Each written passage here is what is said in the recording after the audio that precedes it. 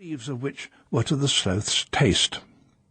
There was little chance that it would stray, because sloths on the ground are virtually helpless.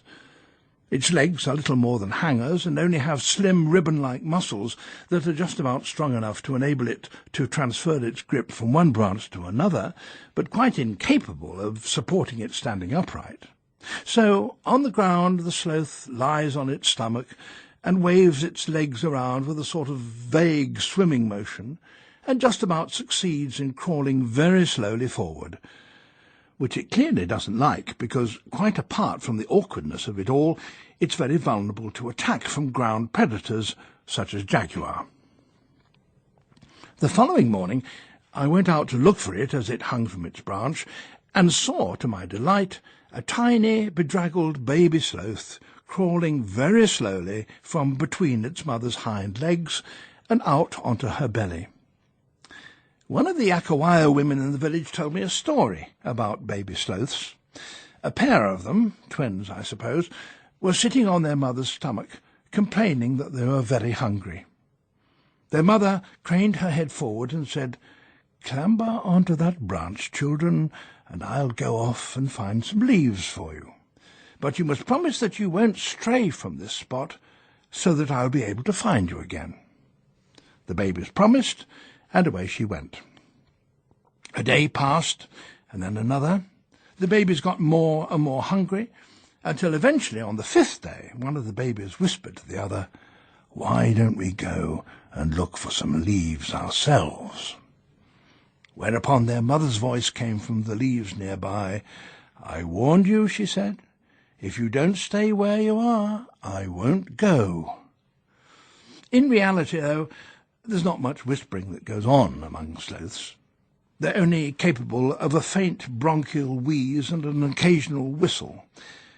These sounds are probably only made to deter a predator, and certainly not to communicate with one another, for sloths are virtually stone deaf. It's said that an enthusiastic zoologist investigating the hearing ability of sloths discharged his gun close to one. It slowly raised its head, blinked at the scientist, and then went back to sleep. Their eyesight is not much good either. In fact, the only sense that seems at all acute is their sense of smell, and it's that they use to select their favourite leaves and fruit. So how do these purblind, half-deaf creatures find one another up in the branches when breeding time comes round? Well, it seems to be connected to their rate of digestion. That, like everything else, is extraordinarily slow.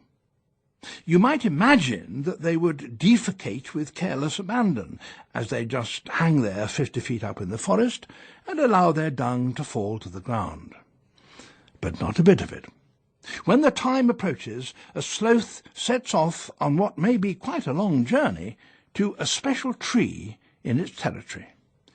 It slowly clambers downwards until it reaches the ground, where at the bottom of this tree there is a big pile of sloth dung, to which all the sloths in the area have contributed. Sloths have a communal loo. And there it hangs within a foot or so of the ground beside the great smelly pyramid, while it adds its own contribution. Perhaps the midden is the one and only conspicuous beacon in the sloth's dim and silent world, the only place where there's a reasonable chance of getting close to another sloth, and to know that you're doing so. If that's the case, then one would expect that sloth dung would be very pungent, and I can tell you it certainly is, even to the nostrils of a human being. But what extraordinary quirk of evolution led sloths down into their dim and silent alley?